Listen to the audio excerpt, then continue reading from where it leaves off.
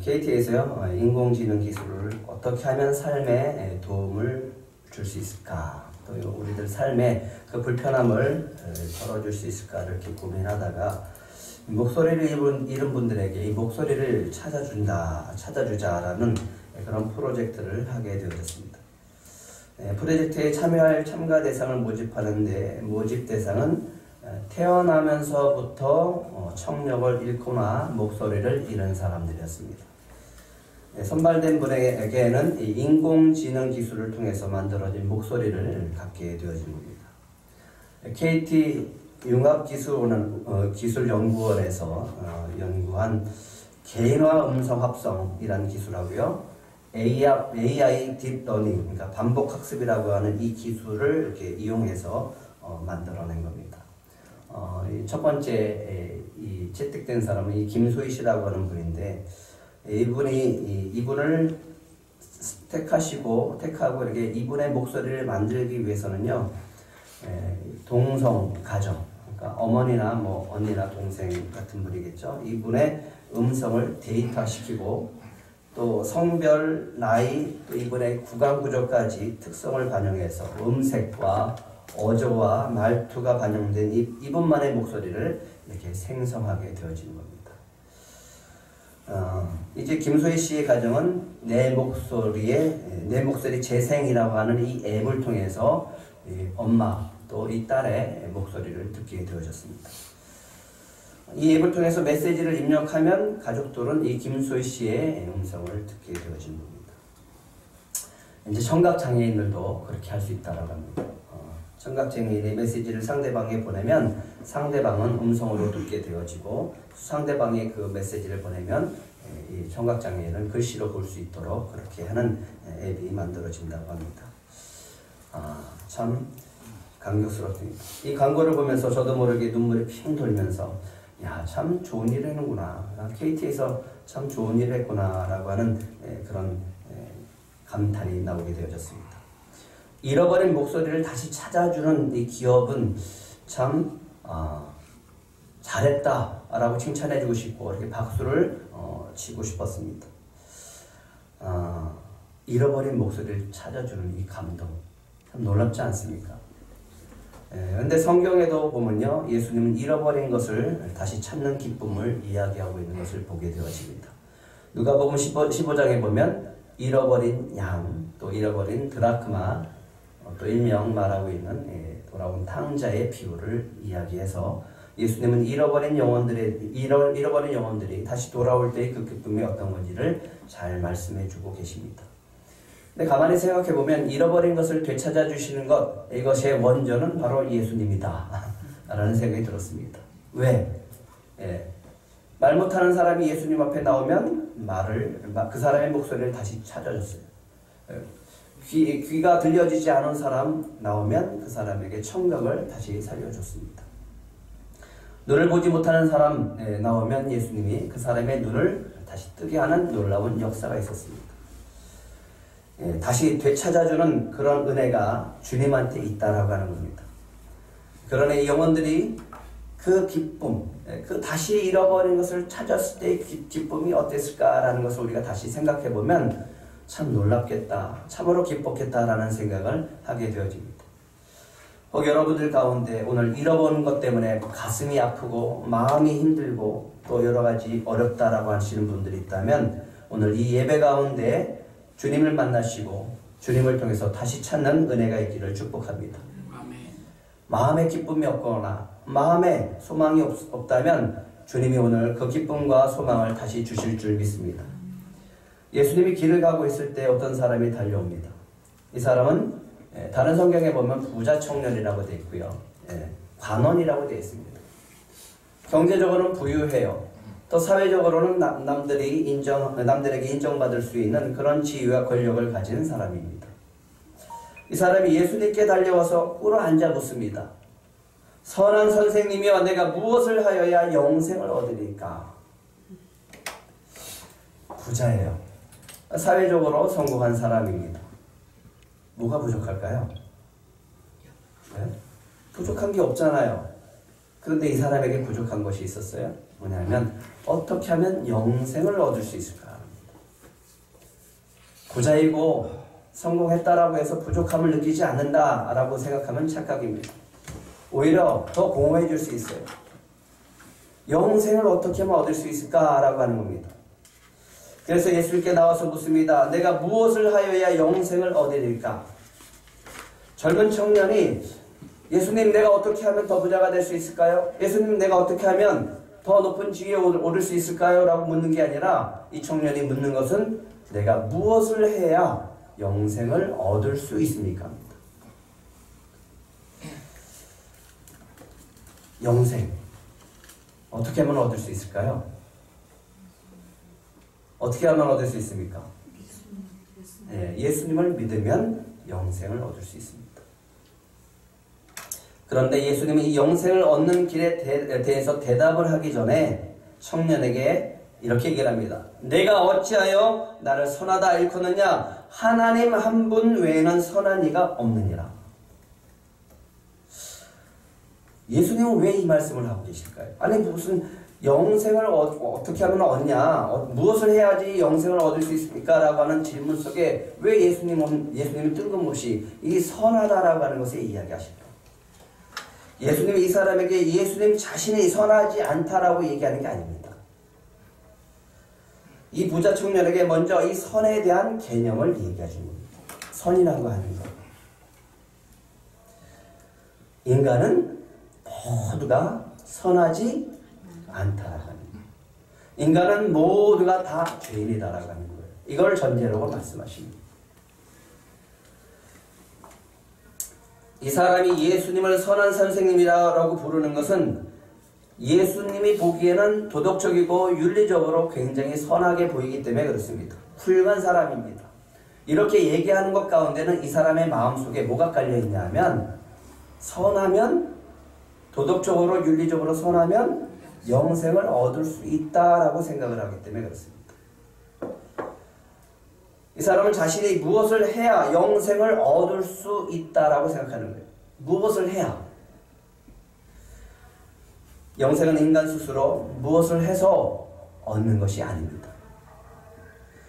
사회적으로 덕망이 높고 도덕적으로 윤리적으로 또 그렇게 훌륭하고 인품이 뛰어나다고 해서 영생을 얻는 것이 아니다라고 하는 거죠.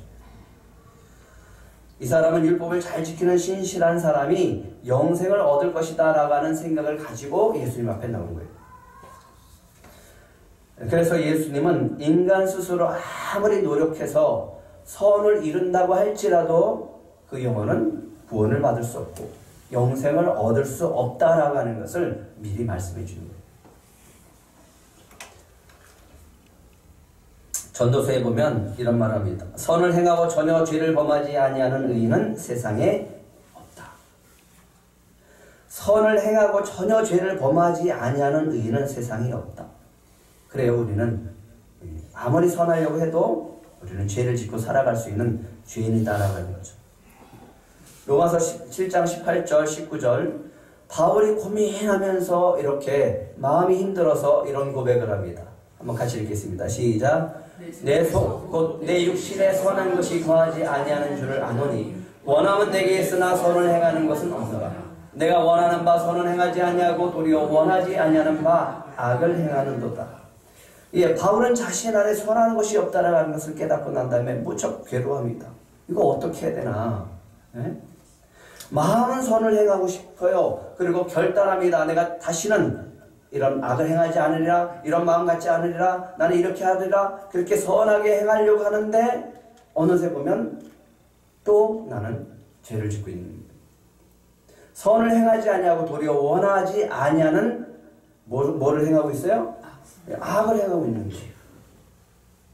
이거 어떻게 해야 되나 도대체? 내 자신도 결단하고 아무리 의지를 가져도 이게 제대로 안 되니까 너무너무 고통스러워하는 거예요. 그래서 바울이 이런 고백을 합니다. 오호라, 나는 공고한 자로다. 이 사망의 몸에서 누가 나를 건져내랴? 라고 하면서 탄식을 하게 되어집니다. 인간은 무엇을 아무리 열심히 무엇을 해도 우리 스스로 구원을 받을 수 없는 존재라고 하는 거예요. 그런데 그것을 깨닫는 순간부터 우리는 주님의 도움을 구할 수 있습니다. 그래서 예수님이 얘기하는 거예요. 오직 하나님 한 분만이 선하시다. 그분만이 완전하시다. 그래서 오직 그 하나님만이 우리를 구원하실 수 있다라고 하는 것을 이 부자 청년에게 말씀해 주고 있는 겁니다. 코로나19로 인해서 세상이 참 많이 바뀌고 있습니다. 바이러스로 많은 분들이 생명을 잃고 있어서 참 안타깝습니다. 그래서 날마다 기도를 하고 있습니다. 세상에 지금 모든 것이 다 멈춰버린 것 같은 그런 느낌이 들고 있습니다. 외국에서는 집안에 머물러 있으라고 하니까 답답해서 미국에서는 총까지 들고 나와서 항해하는 것을 보게 되어집니다. 하늘 교통은 다 마비가 되어졌습니다. 근데 가만히 생각하면 인류 역사를 돌아보면 창세 이후로 지난 한 세기를 돌아보면 그렇게 빨리 급속도로 발전한 시간은 없었어요. 인류 역사 속에서 이 지금 100년을 돌아보면 과거에 수천 년 동안 이루어놓은 것보다는 훨씬 더, 아니 몇백 배 더 빠르게 발전을 하고 말았습니다. 그동안 인류는 천천히 걸어왔다라고 보면 지난 100년 동안은 빨라지기 시작하는 거예요. 더 시간이 가면 더 빨라지고 2000년이 넘어가면서 더 빨라지고 지금 시대는 초시대를 살아가고 있습니다. 과학이 발달했어요. 의학이 엄청나게 발달했습니다. 또 통신 발달했고 운송수단도 너무너무 많이 발달하고 있습니다. 그래서 지금은 어느 곳에 마음만 먹으면 갈 수 있는 그런 시대를 살고 있습니다. 나라마다 좀 더 잘 살기 위해서 경쟁하면서 잠시도 쉬지 않고 살아왔습니다. 근데 그제 보니까 인도에 히말라야가 보인다라고 하더라고요. 30년 동안 보이지 않았던 히말라야가 인간이 멈추고 나니까 히말라야가 보인다라고 얘기를 하더라고요. 하나님이 이 코로나로 모든 것을 잠시 멈추겠다라고 저는 생각합니다. 그럼 왜 이렇게 멈추게 하셨을까? 자신을 돌아보라고요. 우리 인간 스스로 우리를 돌아보라라고 하는 뜻입니다. 하나님을 바라볼 수 있는 시간을 주셨다라고 저는 생각합니다. 그리고 하나님의 이 코로나 바이러스를 통해서 우리에게 느끼게 하는 것이 있습니다. 한 가지 깨닫게 하는 것이 있습니다. 뭐냐 하면 인간의 한계를 깨닫게 하시는 거예요. 우리가 얼마나 열심히 살았습니까? 그리고 얼마나 발전했습니까? 그런데 문제는 그렇게 발전하고 그렇게 성장하다 보니까 인간이 하나님의 자리를 차지해버렸습니다. 하나님의 자리를 쫓아버렸어요. 그리고 인간이 그 자리에 차지하고 있는 것을 보게 되어지는 겁니다. 하나님은 언제나 재앙을 주시고 그 재앙 속에서 인간을 낮추셨어요. 인간을 겸손하게 하기 위해서 재앙을 주셨던 것을 보게 되어집니다. 그러면 지금 우리가 해야 될 것 다른 거 없습니다. 낮아지는 거예요. 주님 앞에 겸손해지는 거예요. 그리고 하나님을 높여드리는 거예요.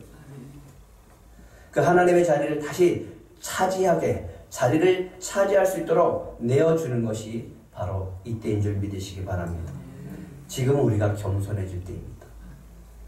하나님께서 이스라엘 백성을 가나안 땅에 들여보내면서 염려한 것이 한 가지가 있었습니다. 뭐냐 하면 너희가 그 땅에 가서 먹어서 배부르고 아름다운 집을 짓고 거주하게 되며 내 소와 양이 번성하며 내 은금이 증식되며 내 소유가 더 풍부하게 될 때 내 마음이 교만해져서 나를 잊어버릴까 염려가 됐죠. 그런데 우리는 끊임없이 풍부함을 찾아갔습니다. 하나님은 염려하는데 우리는 그것을 달라고 그렇게 요구하고 그것을 위해서 추구하면서 살았다라고 하는 거죠. 하나님께서 가장 듣기 싫어하는 말이 있었어요. 신명기 8장 17절 18절 이 말씀을 가장 싫어하십니다. 같이 읽겠습니다. 시작. 그러나 내가 마음에 이르기를 내 능력과 내 손의 힘으로 내가 이 재물을 얻었다 말할 것이라. 내 하나님 여호와를 기억하라. 그가 내게 재물을 얻을 능력을 주셨습니다. 이같이 하심은 내 조상들에게 맹세하신 언약을 오늘과 같이 이루려 하시입니다. 하나님이 가장 싫어하는 말, 하나님이 주시는 축복을 받아 누리면서 그들이 이렇게 얘기할 때, 아, 내 능력으로 했어. 내 힘으로 했어. 내 재능으로 했어. 이 말을 가장 듣기 싫다라고 하는 거예요. 재물 얻는 능력을 누가 주셨다라고 얘기를 합니까? 하나님이 주셨다라고 얘기를 하는데 그 능력을 가지고 자기는 내가 능력이 있어서 주님은 이 말을, 하나님이 이 말을 가장 싫어하신다라고 하는 거예요. 내 능력과 내 손의 힘으로 내가 이 재물을 얻었다 말할 것을 주님은 싫어하는 것처럼 주님이 싫어하는 것이 있습니다. 내가 있다라고 하는 거죠. 내가 할 수 있다라고 하는 거죠. 그런데 부자 청년이 예수님 앞에 꿇어앉아 뭐라고 질문하고 있습니까? 지금 선한 선생님이여, 내가 무엇을 해야 영생을 얻을 수 있습니까? 예수님은 내가 어찌하여 나를 선하다 일컫느냐? 하나님 한 분 외에는 선한 이가 없느니라 말씀하십니다. 그러면서 물어봐요. 내가 그러면 계명을 안 하니 살인하지 말라, 간음하지 말라, 도둑질하지 말라, 거짓 증언하지 말라, 속여 빼앗지 말라, 내 부모를 공경하라 하였느니라. 그런데 이 부자 청년이 예수님 앞에 당당하게 얘기합니다. 아, 예수님, 저는 어렸을 때부터 그거 다 지키고 살았습니다.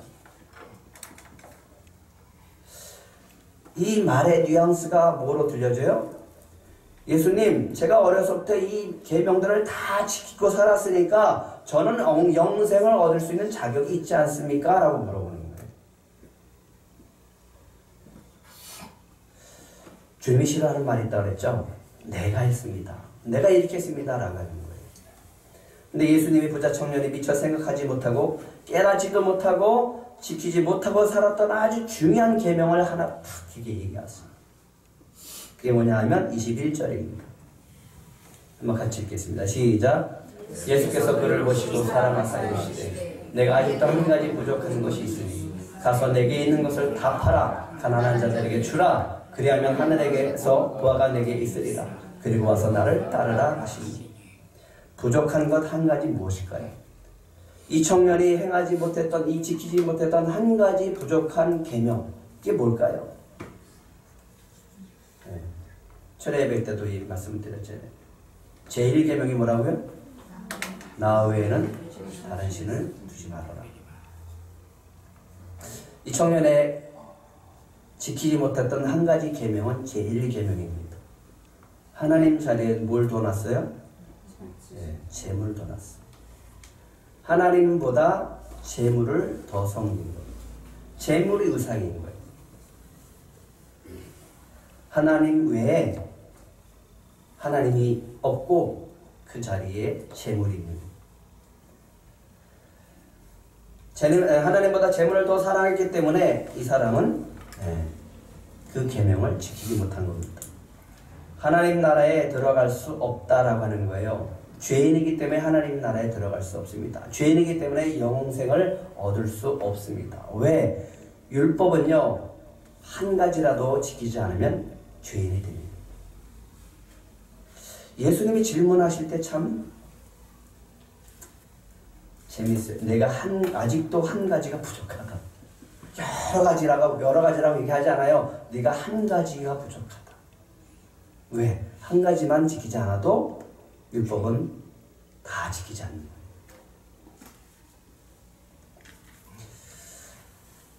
그런데 이 앞에 보면 이렇게 합니다. 예수께서 그를 보시고 사랑하사. 사랑하셔서 말씀하는 거예요.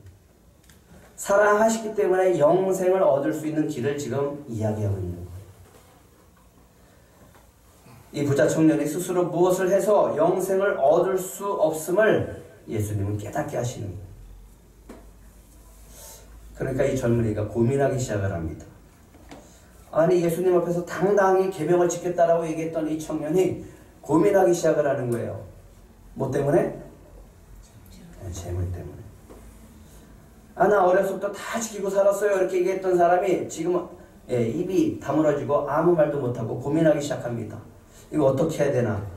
네가 아직도 한 가지 부족한 것이 있다. 가서 내게 있는 것을 다 팔아서 가난한 자들에게 다 나눠주고 그리고 주라. 그러면 하늘에서 보화가 내게 있으리라. 그리고 와서 나를 따르라.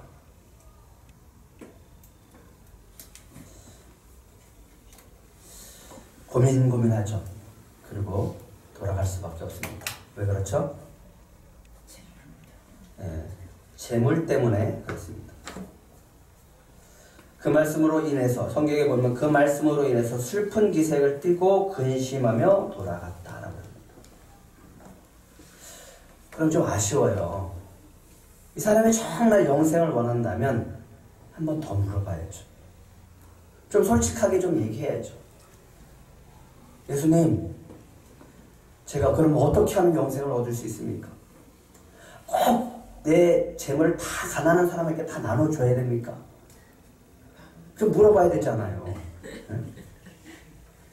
다른 방법은 좀 없을까요?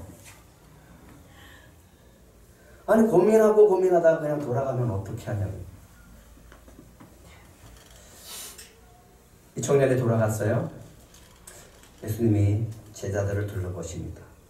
그러면서 하시는 말씀이 있습니다. 재물이 있는 자는 하나님 나라에 들어가기가 심히 어렵도다. 제자들이 놀라죠. 깜짝 놀라죠. 그러고 있는데 예수님이 그 깜짝 놀라는 제자들을 향해서 다시 말씀합니다.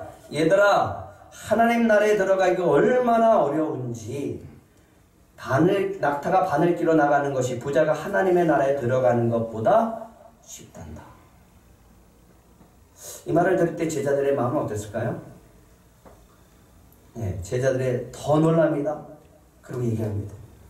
예수님, 아니 그러면 이 세상에 구원받을 사람이 누가 있겠습니까? 누구이겠습니까? 이 예수님의 말씀이 너무 큰 부담으로 다가옵니다. 아유, 어떡해. 우리도 못 들어가는 거 아니야? 아니, 누가 들어간다는 말이에요, 그러면. 근데 하나님, 예수님이 하시는 말씀이 있습니다. 오늘 핵심 구절입니다. 같이 읽겠습니다. 시작. 예수께서 그들을 보시며 이르시되 사람으로는 할 수 없으되 하나님으로는 그렇지 아니하니 하나님으로서는 다 하실 수 있느니라.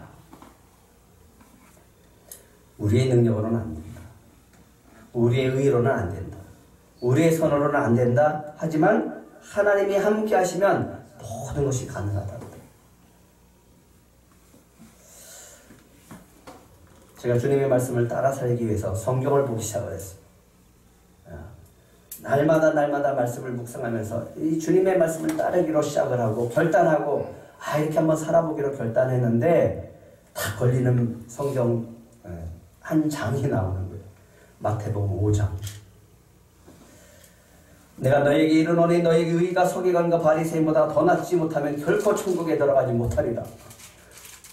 도대체 지금 어떤 의의를 말하시는 거예요, 도대체 그러면? 형제에게 노하는 자마다 심판을 받게 되고 형제에 대하여 나가라는 자는 궁에 잡혀가게 되고 미련한 놈이라고 하는 자는 지옥불에 들어가게 되리라. 아유, 그러면 나는 수없이 지옥불에 들어갔겠네. 음욕을 품고 여자를 보는 자마다 마음에 이미 간음하였느니라. 주여 용서해 주시옵소서. 어떻게 하라는 거야 도대체? 악한 자를 대덕하지 말라. 누구든지 내 오른뺨을 치거든 왼뺨도 돌려대라. 왼뺨을 어떻게 돌려대요? 그냥 같이 때려줘야지. 멱살 잡고 싸워야죠. 너의 원수를 사랑하며 너희를 박해하는 자를 위하여 기도하라. 너희를 사랑하는 자를 사랑하면 무슨 상이 있으려 세리도 이같이 아니하느냐. 아유, 그러면 난 상도 없겠네. 좁은 길을 선택하러 살아. 자신도 없어요. 작은 문, 좁은 문으로 들어가라. 그럴 자신도 없어요. 그런데 제가 너무 마음에 드는 성경 구절이 하나 있더라고요. 눈은 눈으로, 이는 이로 갚아야 한다. 눈은 눈으로, 이는 이로 갚아야 된다. 이 말씀이 옳지. 어떻게 이 말씀을 따라가냐고요. 저는 못하겠습니다. 아무리 말씀을 묵상하고 말씀을 따라가려고 해도 여기서 안 되는 걸 어떻게 하냐고요. 이 마음부터 안 되는 걸 어떻게 하냐고요. 용서하라. 아무리 용서하려고 애를 써도 안 되는 걸 어떡하라고요. 그러면서 이렇게 했습니다. 그렇습니다. 주님, 저는 죄인입니다. 저는 주님의 말씀을 도저히 따라갈 수 없습니다. 누구든지 나의 말을 듣고 행하는 자는 그 집을 반석 위에 지은 지혜로운 사람 같으니. 그래요. 반석 위에 쓰고 싶었는데 안 되는 걸 어떻게 하냐고요. 네. 마음에서부터 안 되는 걸 어떻게 하냐고요. 현실에서 그렇게 살아보려고 하는데 감정이 확 올라와 버리고 사람만 보면은 용서가 안 되고. 그리고 어떻게 하냐고. 따라가려고 해도 내 의지대로 안 되는 거예요. 선하게 한번 살려고 하고 주님의 말씀에 순종해 보려고 해도 안 되는 거예요. 내 감정이 자꾸만 앞서게 되어지는 거예요. 내가 절대로 안 해요. 내가 다음부터는 절대로 안 해요. 그런데 정말 바울처럼 그리고 또 똑같이 반복을 하고 있는 거예요. 그런데 이렇게 되다 보니까 제 마음속에 자꾸만 이 말씀이 멀어지기 시작하는 거예요. 아, 나 못 지켜. 나는 좋은 말씀인데 이거는 내가 지키기엔 너무 힘들어. 따라가야 되는 거 알죠? 마치 부자 청년이 예수님의 말씀을 듣고 슬픈 기색을 하고 근심하며 돌아간 사람처럼 막 발걸음에 자꾸만 돌아서게 되어지는 거예요. 알기는 아는데, 해야 되는 건 아는데 참 내 안에서는 안 되는 걸 어떻게 하냐고요. 예수님의 말씀을 듣고 놀란 제자들처럼 이런 질문을 하게 되어지는 거예요. 그러면 이 세상에서 과연 누가 구원 얻을 자가 누가 있겠습니까? 근데 예수님이 제자들에게 뭐라고 얘기하십니까? 다시 한번 읽어볼까요? 27절 시작. 예수께서 그들을 보시며 이르시되 사람으로는 할 수 없으되 하나님으로는 그렇지 아니하니 하나님으로서는 다 하실 수 있느니라. 너는 못해. 누구는 할 수 있다고요? 하나님은 할 수 있어. 우리가 주님 앞에서 이 고백하면 됩니다. 그래 우리는 못해요 주님. 그러나 주님은 하실 수 있습니다. 성경을 읽다가 주님께서 큰 깨달음을 주시고 저에게 자유를 주셨던 말씀이 한 구절이 있었죠. 전체 성경 속에서 정말 하나님도 하나님의 계획 속에서 이스라엘 백성을 하나님의 백성으로 택하시고 하나님의 거룩한 백성으로 제사장 나라로 하나님의 나라를 이루고 싶었지만 망해버렸어요. 멸망해버렸어요. 그리고 에스겔에게 다음에 이제 하나님의 계획을 이렇게 할 것이다 라고 하면서 주셨던 말씀이 있습니다. 에스겔서 36장 26절 27절입니다. 같이 읽겠습니다. 시작. 또 새 영을 너희 속에 두고 새 마음을 너희에게 주되 너희 육신에서 굳은 마음을 제거하고 부드러운 마음을 줄 것이며 또 내 영을 너희 속에 두어 너희로 내 율례를 행하게 하리니 너희가 내 규례를 지켜 행하였습니다. 그래서 하나님이 누굴 보내주는 거예요? 성령님을 보내주겠다. 우리는 착각해요. 성령의 능력을 받고 뭔가를 막 하려고 합니다. 그게 아니라 먼저 해야 될 것이 있어요. 하나님의 성령을 보내주시는 이유, 목적 뭐라고요? 내가 새 영과 새 마음을 주는 목적이 뭐냐? 내가 보니까 너희들 스스로는 내 말씀을 지킬 수 있는 능력이 없다. 그래서 내가 내 영을 주되 새 마음과 새 영을 주되 너희의 굳은 마음을 제거하고 어떤 마음을 준다고요? 부드러운 마음을 준다. 너희가 스스로 지킬 수 없으니까 내 영을 너희 속에 두어서 내 말씀을 지킬 수 있게 지켜 행할 수 있게 하겠다라고 합니다. 그래서 개척을 하고 나서 교회 한 군데다가 새 영, 새 마음을 주소서라고 그렇게 표를 적어놓은 적도 있었습니다. 아무리 우리가 의지를 가지고 결단하고 우리가 말씀을 지켜 살려고 해도 우리 안에는 죄성이 있어요.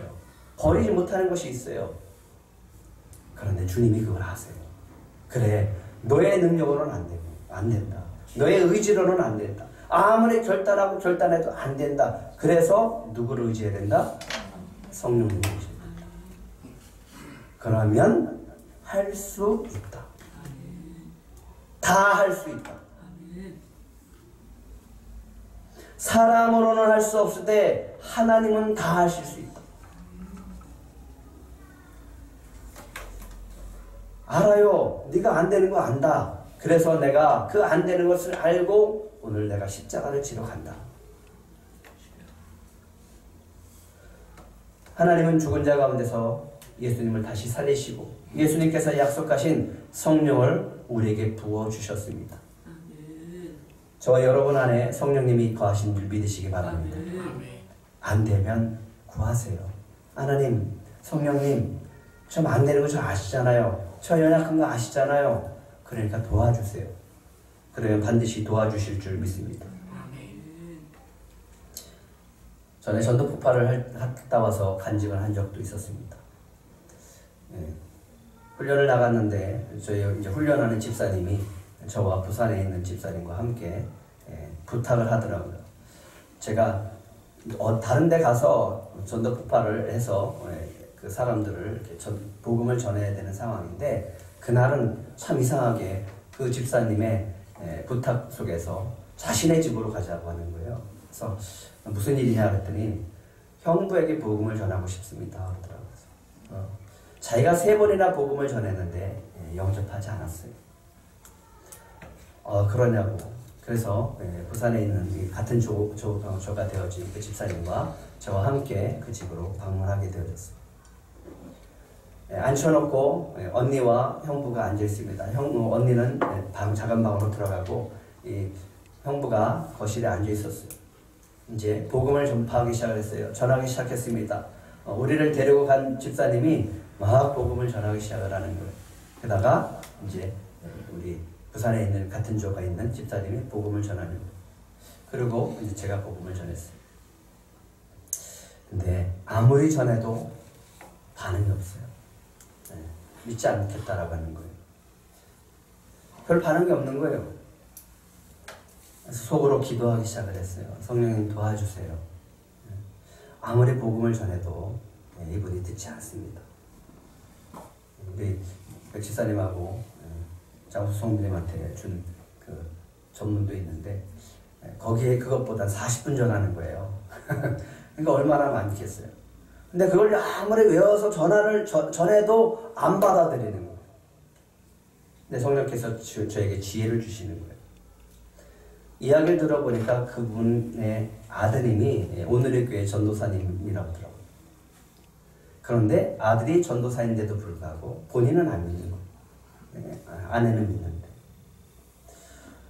근데 갑자기 성령께서 제 마음에 주시는 것은 아버지의 마음이 어떤 건지를 이야기하기 시작하는 거예요. 제가 늦은 나이에 신학을 하고 신학교를 다니면서 아버님이 저를 바라보면서 애틋하게 생각하는 마음, 그리고 교회 개척을 하고 늘 교회를 오시면서 아들을 위하는 그 마음을 이렇게 슬며시 전하기 시작했습니다. 선생님도 귀한 아들을 전도사님으로 두시지 않았습니까? 그런데 그 아드님이 아버님을 바라볼 때 어떤 마음으로 바라보겠습니까? 언제 가장 자랑스럽고 언제 뿌듯하고 언제 기쁘겠습니까? 자식이 부모를 바라볼 때 언제 기쁘겠습니까? 믿지 않는 부모를 둔 전도사님의 마음은 어떻겠습니까? 아버지가 아들을 사랑하신다면 복음을 받아들이시고 아버님도 예수를 믿는 게 좋지 않겠습니까? 라고 권면하고 복음을 다시 전하려고 하니까 이렇게 얘기를 하는 거예요. 그러면 받아들이겠습니다. 깜짝 놀랐어요. 그 순간에 저를 데리고 갔던 저 집사님이 막 울기 시작을 하는 거예요. 언니도 감격스러워하는 거예요. 저랑 같이 갔던 집사님도 막 감격스러워하는 거예요. 누가 하신 거예요? 성령께서 하시는 거예요. 제가 하는 게 아니라 성령께서 하시는 거예요. 성령께서 그 마음을 움직이시는 거예요. 나는 할 수 없을 때 누구는 할 수 있어요? 하나님은 다 하실 수 있는 거예요. 거기서 그 자리에서 이제 영접 기도를 시키는데 제가 시키려고 하다가 또 성령께서 감동 주시기를 집사님이 시킵니다. 3번 하려고 했다 못했잖아요. 그러니까 집사님이 직접 시키라고. 그래서 집사님이 영접 기도를 시키는데 제대로 못하는 거야. 너무 감격스럽고 막 눈물을 흘리면서 하시니까. 그래도 끝에 아멘으로 화답을 해주셨어요. 그날 그 가정 속에서 거기서 함께 기뻐하는데 그 구원의 기쁨이 얼마나 기쁜지 저는 두고두고 그 얘기를 하고 있습니다. 예, 성령께서 하셨던 일이 너무나 많지만 대표적으로 하는 이유가 정말 불가능해 보였어요. 3번 했는데 안 됐어요.